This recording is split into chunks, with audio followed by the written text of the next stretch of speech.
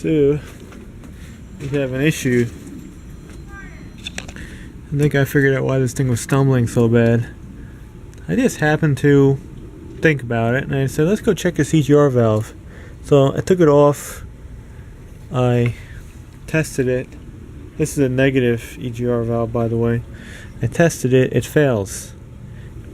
If I had a vacuum tester, I could pump it up right here, but I don't. But I just used a finger test. I depress the diaphragm, put my finger over it.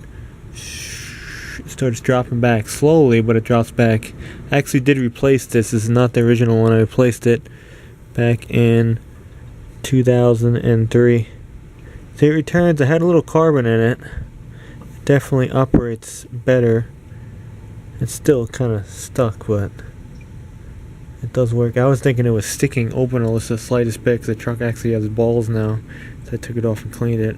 But I need the EGR valve. So this is my question. Do I just delete this thing and put like maybe a check valve in here and then just pinch off the end? Maybe I can trick that sensor. I believe it's going to throw a code even if this is OBD1. If this is doesn't see a change.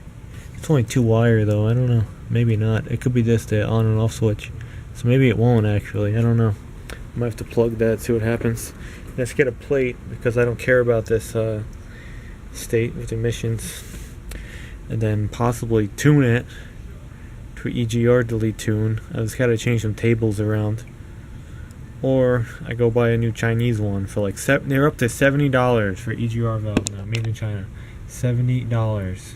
This one was like $40, made in USA, Rochester. No one makes a USA made or Mexico made, Canadian made EGR valve these days. That is the deal. And we got to go. What the fuck is this shit? That's the part number. That's on it.